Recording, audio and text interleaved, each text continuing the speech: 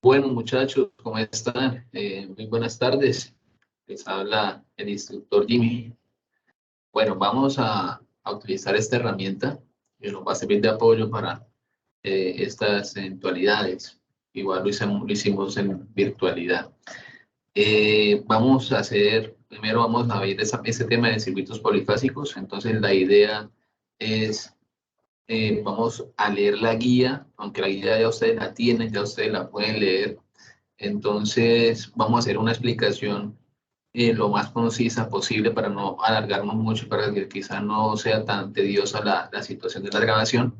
Entonces, vamos a compartir en estos momentos la pantalla con la guía. ¿Listo? Entonces, voy a colocar aquí la guía. Dame un segundo. ¿Listo? Aquí estamos. ¿Listo? Esta es la guía que ustedes tienen en su poder. Esta es la guía de circuitos polifásicos, que es el tema que corresponde luego de ver, bueno, de visualizar el video que vimos acerca de la industria y en especial de Nikola Tesla.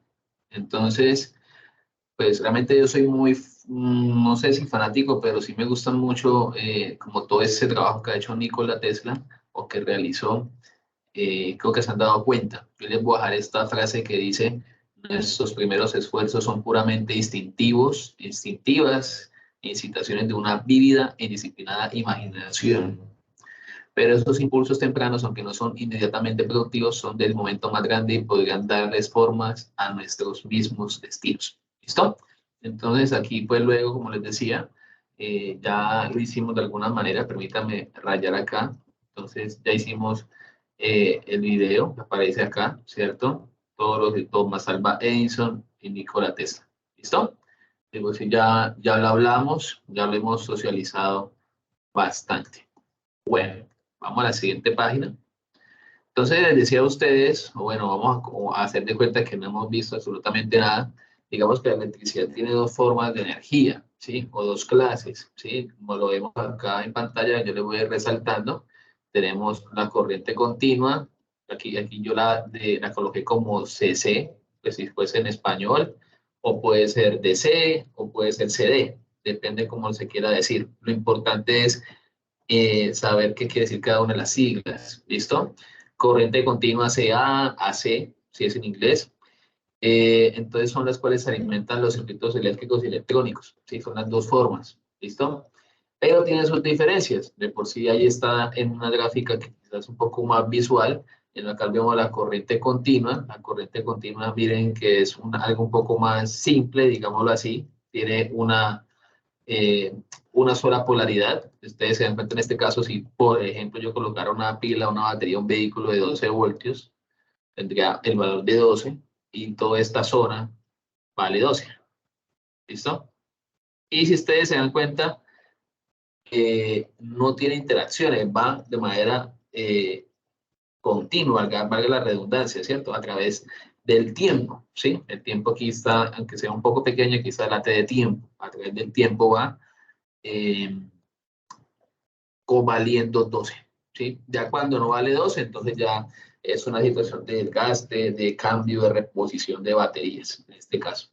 En el caso de la corriente alterna, entonces tiene dos polaridades. Si ustedes observan, tenemos que hay una parte que es positiva y una parte que es negativa. ¿Listo? Entonces ahí se ve esa situación positiva y negativa a través del tiempo. Y al igual que las dos, van repitiéndose de manera indefinida, ¿cierto? ¿Qué es lo que pasa? Si ustedes se dan cuenta en el documental y lo que hablamos, pues la corriente alterna tiene muchas más aplicaciones, ¿sí? Entonces la corriente alterna es mucho más utilizada. ¿Por qué? Pues porque es más eficiente, porque la gran mayoría de equipos funcionan a corriente alterna. Muy pocas cosas trabajan a corriente directa realmente. Entonces, pues, digamos que son muchas más las aplicaciones y digamos que en el caso de la academia, en el SENA, en cualquier institución como tal, nosotros se enfatiza mucho más en la parte de corriente alterna. ¿Listo? Entonces, ahí aparece un poco en la frase, si que la leemos, dice que la tensión llega a dos enchufes, más llamados, yo le diría más bien toma corrientes, de nuestras casas es alterna, en cambio la que proporciona pilas y baterías es continua.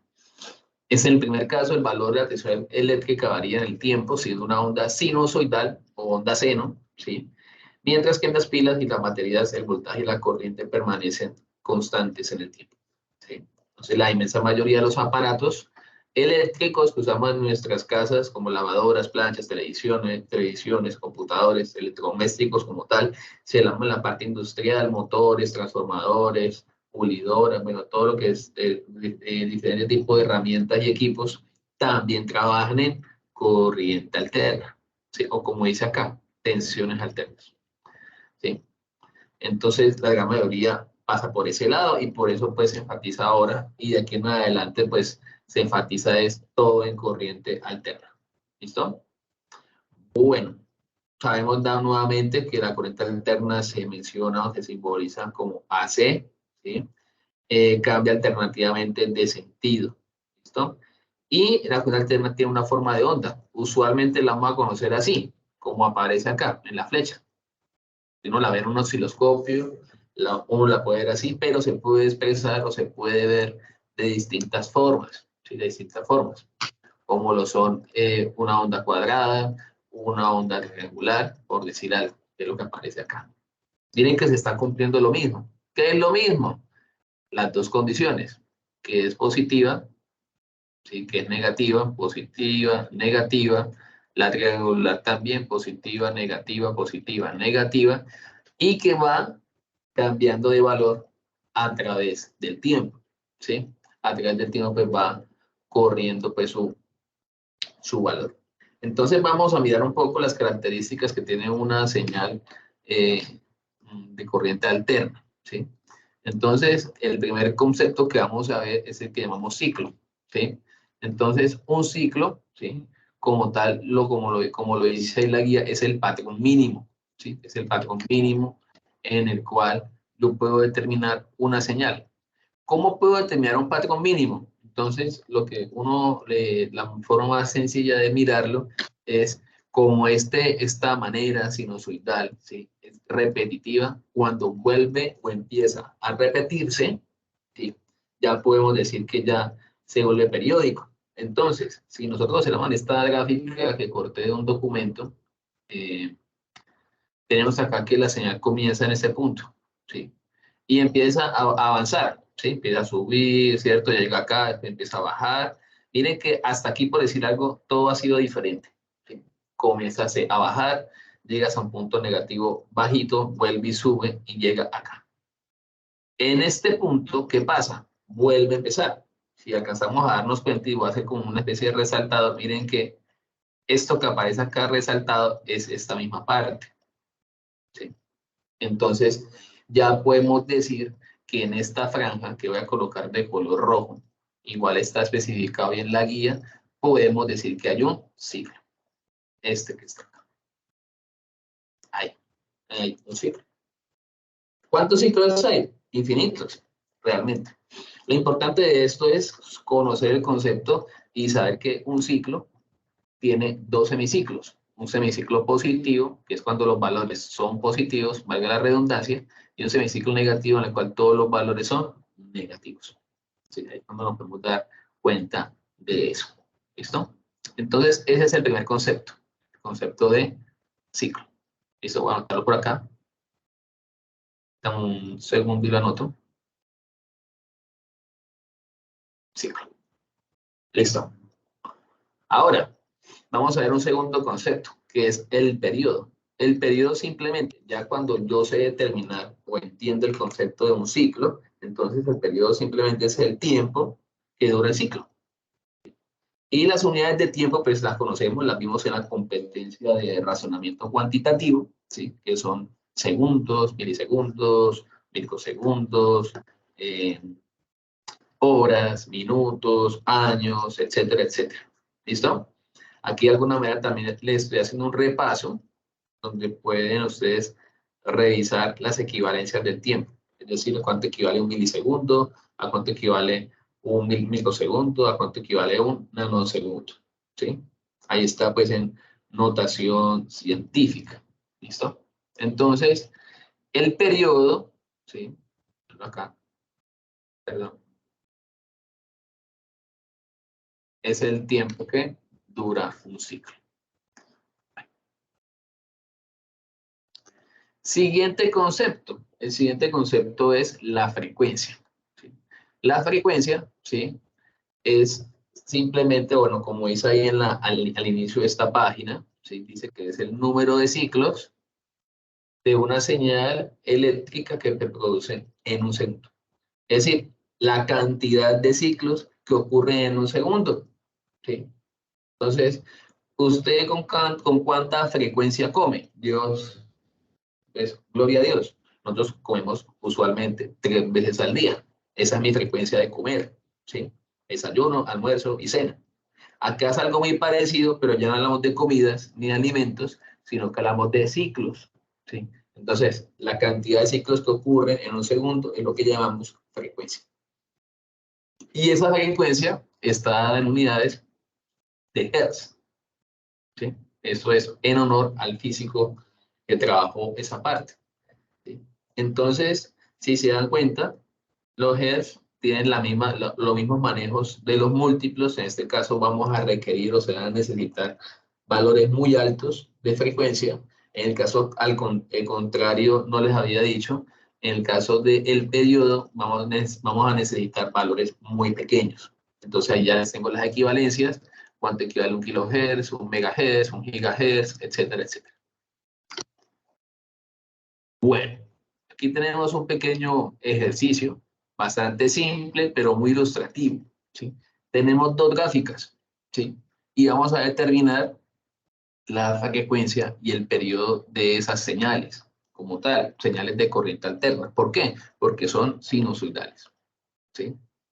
Entonces, ¿qué pasa? En la primera vamos a hacer la comparativa, vamos a ir comparando cada una, como ir haciendo los dos ejercicios al tiempo. ¿Qué pasa en el primero? En el primer ejercicio tenemos solamente un ciclo. ¿Por qué un ciclo? Porque tengo un semiciclo positivo y uno negativo. ¿Qué pasa en el segundo? Tengo dos, uno positivo, uno negativo, uno positivo y uno negativo. Es decir, que en el primer ejercicio tengo un ciclo y en el segundo tengo dos. ¿Sí? Entonces, ¿qué pasa? Vamos a mirar. Entonces, si queremos mirar, por ejemplo, la frecuencia, ¿sí? Entonces yo puedo decir, ¿qué es la frecuencia?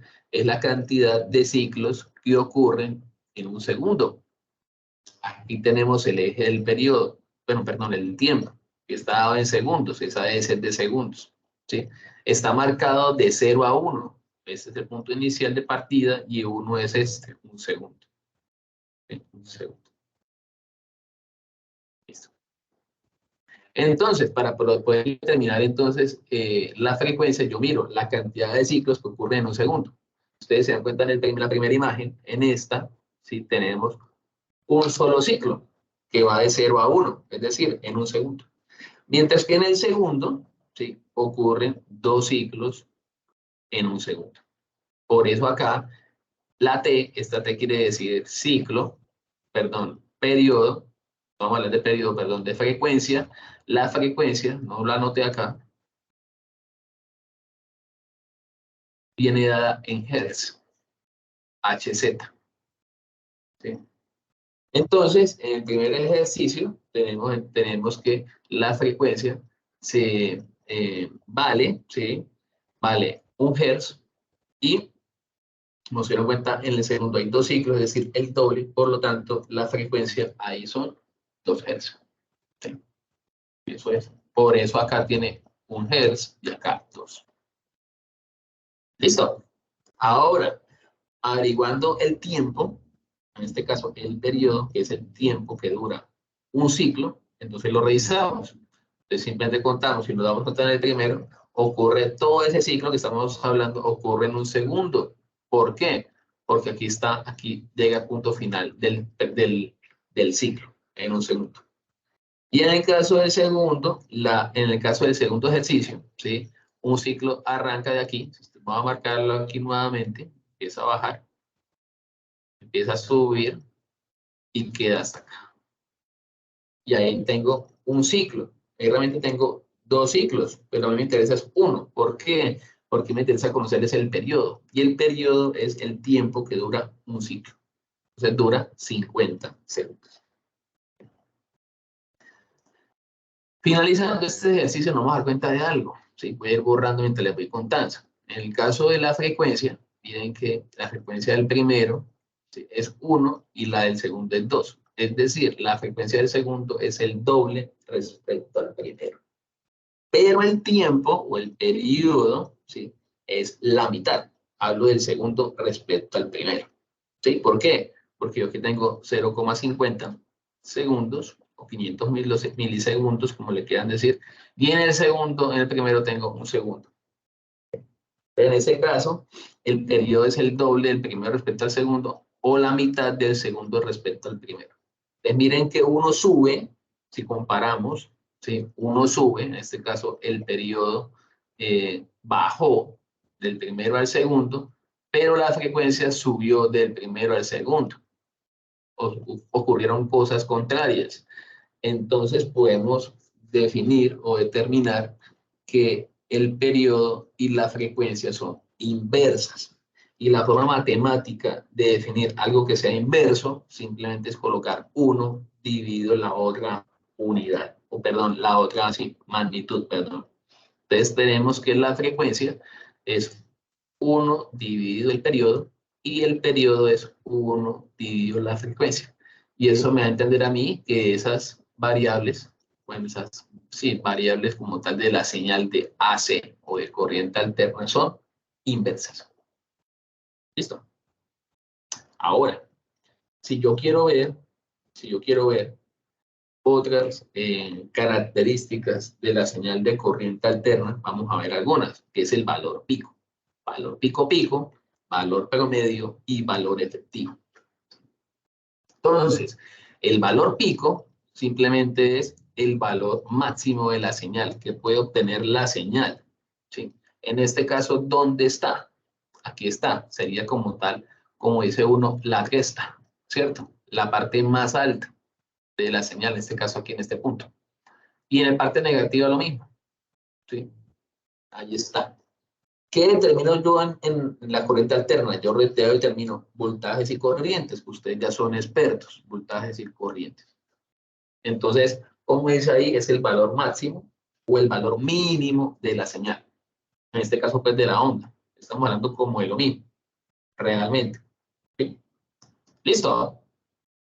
Valor pico. El valor pico de la señal real sería la suma de las dos. ¿La suma de las dos qué? De las dos señales pico. O de las dos señales pico. Es decir, sumar cuánto vale este valor, ¿sí?, que es todo esto, y sumarle el siguiente valor pico. ¿Sí? Entonces, todo ese valor es voltaje pico. Si hablo de voltajes, si hablo de corrientes, hablo de corriente pico. ¿Sí? Ese es el segundo concepto del valor pico. Entonces, para poder hallar el valor pico, pues yo requiero conocer el valor pico. Y nos vamos a dar cuenta que en todas vamos a necesitar el valor pico para hallar las otras. Nos falta pues el valor promedio, ¿sí?, y el valor efectivo. Vamos a ir colocando acá valor pico y valor pico. Listo. Vamos a ver entonces qué es el valor promedio. ¿Sí? Tómate un segundo, son tan amables. Ahora sí, ya avanzamos. Listo. El valor medio, bueno, está aquí, realmente. Voy a marcarles acá, voy a saltar un poquito la página de la guía. Aquí está. El valor medio promedio se simboliza como BM, vamos a colocarlo acá. ¿Sí? Y es la media aritmética de todos los valores instantáneos. ¿Sí? ¿Y qué es un valor instantáneo? Está aquí arriba. ¿Sí? Un valor instantáneo, simplemente, bueno, digo todo simplemente, todo parece fácil, pero realmente no, se puede definir como el valor de la señal en cualquier instante de tiempo, ¿sí? En cualquier instante del tiempo. Entonces, ese valor instantáneo yo lo puedo hallar con estas dos fórmulas, sea para corrientes, sea para voltajes. Es lo mismo, simplemente lo que varía es la magnitud. En una es voltaje y en la otra es corriente. Pero miren que de alguna manera lo que les estaba contando, voy a necesitar el valor pico, sea de voltaje, si requiero el voltaje, o sea corriente, si requiero corriente. Ya subimos para el valor instantáneo. Ahora, lo que hay que hacer para el valor medio es utilizar esta fórmula. ¿Sí? Escoger 2, multiplicarlo por el voltaje pico o el valor pico, sea corriente también es posible, y ese valor lo dividimos por pi. Recuerden que el número pi que tenemos en la calculadora, que se define como 3, 14, 15, 9, y así sucesivamente. ¿Sí? Recuerden que pi es un número irracional, no tiene fin. ¿Sí? Bueno. Volviendo al valor instantáneo, ¿sí? En el valor instantáneo, miren que tenemos en la fórmula, tenemos un seno de teta, ¿sí? Cuando hablo de teta, hablo de este ángulo. ¿Sí? Exacto, lo dije antes, un ángulo. ¿Sí? Y los ángulos yo los puedo determinar de dos maneras. Los puedo determinar o en radianes, que es un poco utilizado por nosotros, pero también se puede manejar en grados, que es lo que nosotros conocemos un poco más, como más acostumbrados a hablar de grados. Recuerden cuando ustedes tenían clase de geometría en el colegio, en el año que les haya correspondido, ¿sí? Entonces, es necesario para conocer, o para mirar, perdón, para conocer el valor en cualquier instante de la señal, el grado o el ángulo, más bien para decirlo más general, de la señal, ¿sí? Entonces, esa es la situación. ¿Qué pasa con los radianes y qué pasa con los grados? Ya les voy a decir. Los radianes y los grados pues tienen una equivalencia, ¿sí? Entonces yo puedo decir, voy a colocarlo con un marcador diferente, que 180 grados equivale a pi radianes. ¿Sí? Entonces, cuando se habla en radianes, uno usualmente ahí coloca pues como la unidad, ¿sí? En el caso de gas también uno la coloca, pero uno en esta pues como que suena totalmente pues como con el nombre, ¿sí? Entonces, esa es la equivalencia más notable cuando yo voy a pasar de grados a radianes. 180 grados equivale a pi radianes. ¿Qué quiere decir? Que si yo quiero doblar, pues una equivalencia, si yo quiero doblar los ángulos en grados, en este caso ya no es 180, sino 360, que es el doble, pues yo puedo decir perfectamente como 180 equivalía a pi radianes, entonces 360 equivale a 2 pi radianes. Y está. Y lo voy a ir trabajando así, ya lo vamos a ir viendo, si no estoy en la próxima página. Siguiente valor, el valor eficaz, ¿sí? Que también llaman valor RMS, voltaje RMS. Algo así, que sea un poco más conocido. ¿Sí? El valor eficaz simplemente es la tensión o la intensidad de una corriente continua que produciría sobre una resistencia la misma disipación de potencia que la onda alterna. Y ahí está. Entonces tenemos que esos valores o las fórmulas para encontrar el valor eficaz, el valor RMS, es coger esa constante, que es raíz de 2 dividido 2, y multiplicarlos por el valor pico. De todos estos valores, voltaje pico, el valor pico pico, el valor medio, valor promedio, que es lo mismo, ¿sí? Y valor RMS, digamos que el más importante es el valor RMS. ¿Y por qué es el más importante? Pues porque es el que más se utiliza en la parte industrial, en la parte residencial, en el argot de nosotros. Nosotros no decimos voltaje RMS, nosotros ya decimos es voltaje. Ya asumimos o debemos asumir que el voltaje RMS es el valor que nos muestra, por decir algo, un multímetro, ¿sí? Entonces, para que lo tengamos ahí en cuenta. Bueno, Entonces, para ir cerrando este pequeño video, vamos a decir que vimos los componentes iniciales, hicimos un comparativo de la corriente alterna con la corriente directa, y vimos los componentes básicos de una señal de corriente alterna, que es lo que ustedes, o bueno, uno cuando estudia electricidad es lo que más ve. ¿Por qué? Porque las aplicaciones de electricidad están más fuertes por el lado de la corriente alterna. Entonces vimos que es un ciclo es el patrón mínimo de repetición de la señal, que puede ser senoidal, triangular, rectangular, etcétera, etcétera. El periodo, que es el tiempo que dura un ciclo, la frecuencia es el número de ciclos que se repiten en un segundo. Y vimos algunos componentes importantes como el valor pico, que es el valor máximo o mínimo, ¿cierto?, de la señal. El valor pico, pico es 2 veces el valor pico. El valor medio es el valor promedio de la señal. Vimos el valor eficaz, que es el valor que más se trabaja normalmente, y vimos algunas maneras de representar ángulos, las cuales se representan en radianes y en grados, ¿sí? Y vimos, pues, como tal, la equivalencia entre radianes y grados. ¿Listo? Vamos entonces al próximo video, cuando ya vamos a hablar un poco más de los circuitos trifásicos. Entonces, voy a dejar de grabar y nos vemos entonces en el siguiente video.